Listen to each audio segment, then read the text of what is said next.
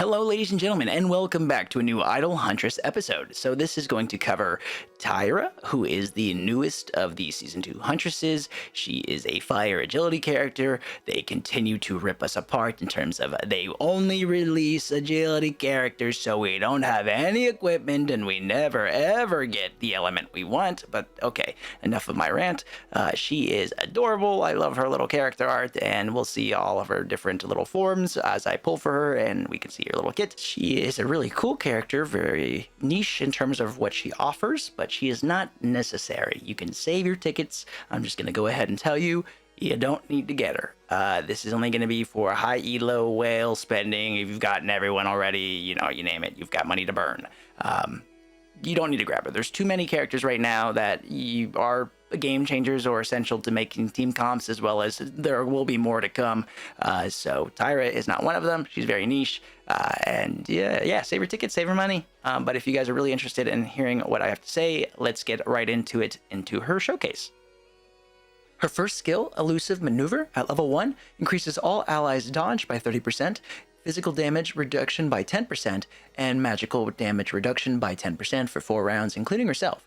Level 2 dodge to 60%, and at level 3 increases physical damage reduction to 15% and magical damage reduction to 15% as well. So this is just general stat buffs, but also the dodge is incredible because she's just not going to get hit.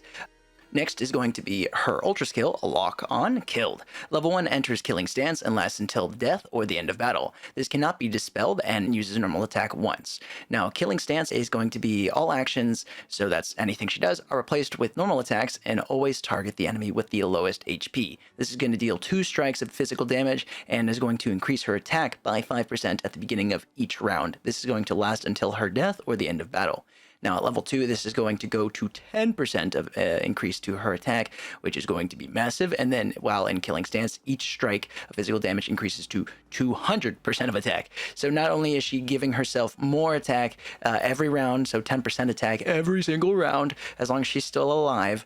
Additionally, she's dealing 2 strikes of 200% additional damage. Now, without this, I guess this means she's dealing 100% of physical damage, so that's not really clear in terms of what it was before, but nonetheless, she's dealing a lot of damage the longer she's alive, starting from round 2, so she's just going to be ramping damage, and this is going to be very, very good for PvP instances, especially against Iori, since, we can't touch Iori until round 5 anyway, so Tyra is going to be dealing more and more damage to Iori when it's time to actually kill her.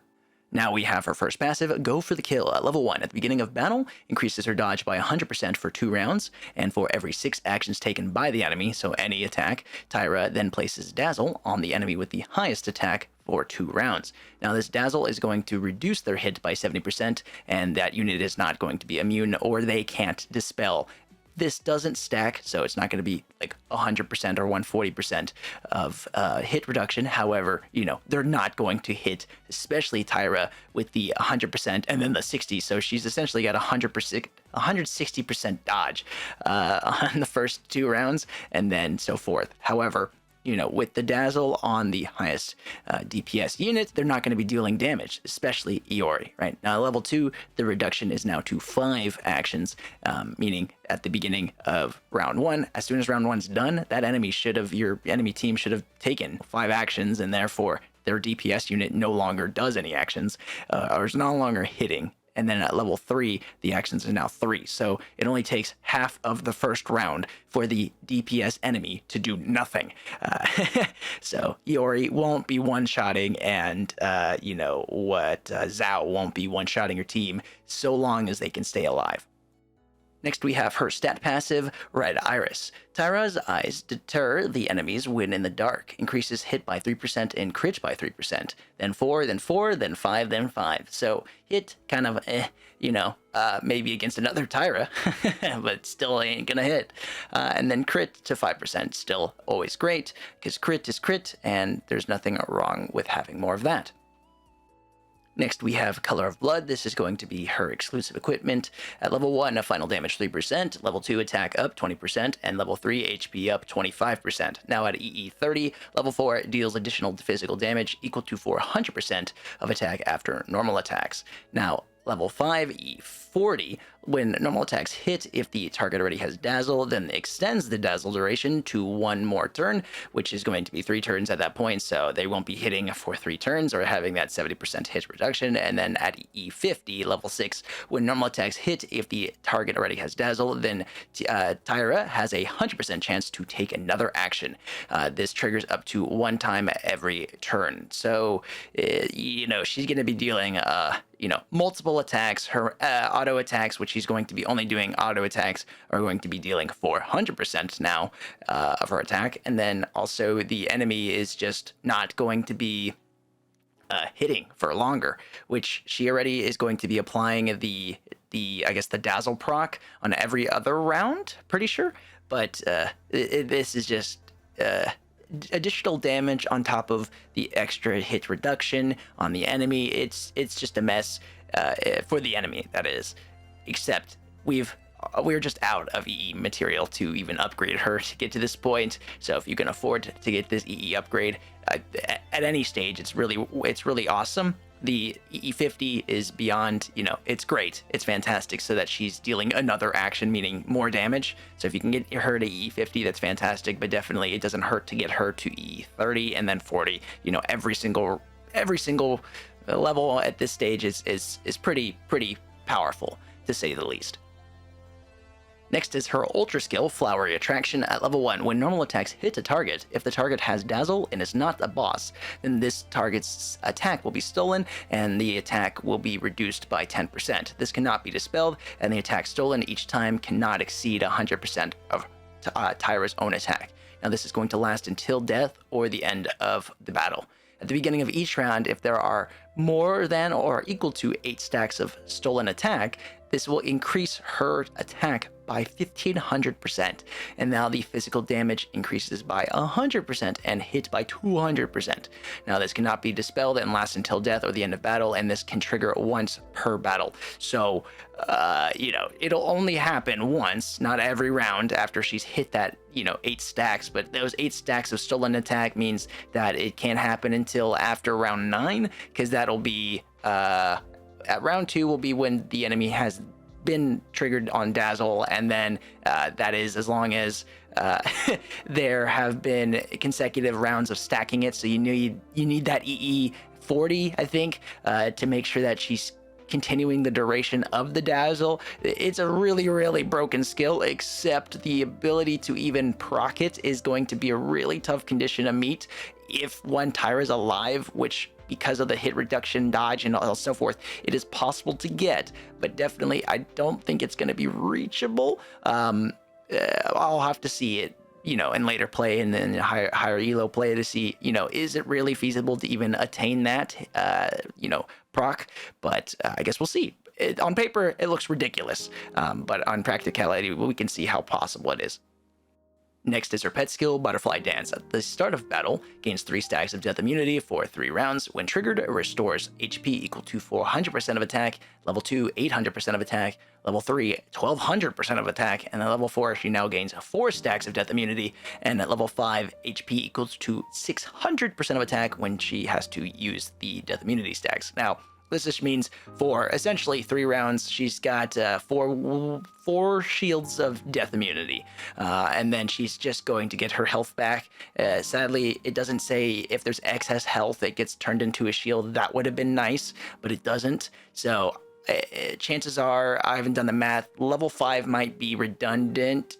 Even level 3 might be redundant. Level 4 isn't, because 4 death stack immunity is really great, but I don't know how feasible 600% of attack is going to be overkill in terms of overhealing, but I guess we'll see that when if it occurs, and if the math checks out. I just don't want to do the numbers.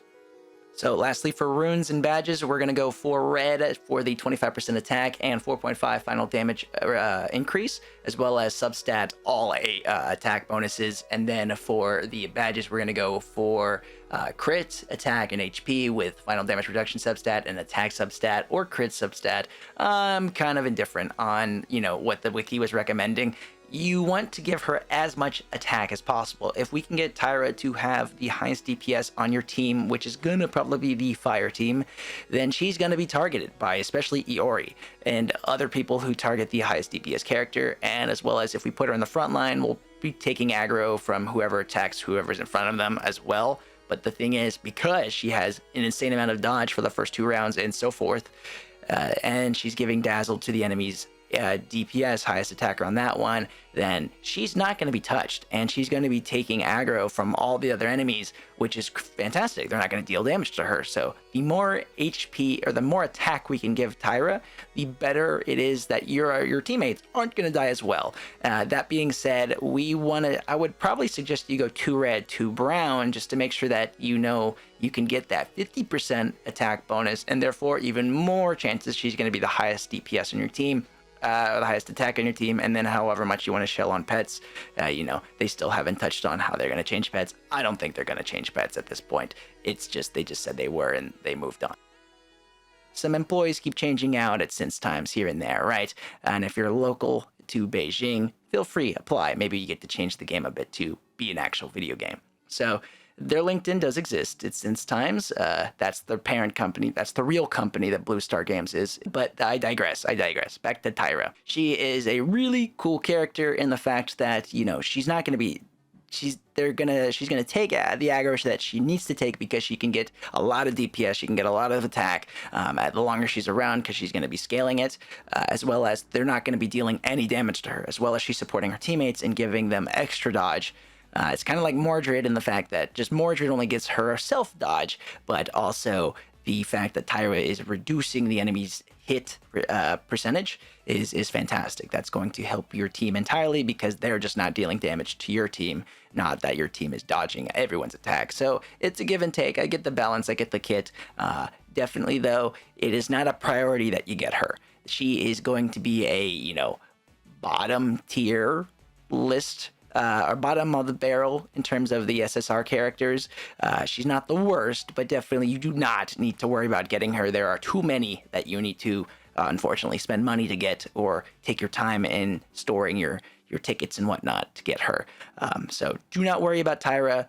In terms of if you're budget playing or free to play, do not worry about her. She's a really cool character, but is she needed? Heck no. Is she useful in PvP? Heck no. I mean PvE, my bad. PvP, she's great. She's very niche though. She's very niche to put the cherry on top of the fire team because they haven't had a 5th character, but they're gonna have another character come out for them anyway. I just got her because, the showcase and all, and then I'm, I have to play high elo. So it is what it is, but don't worry about her. She's really cool, but you don't need to get her. So save her money.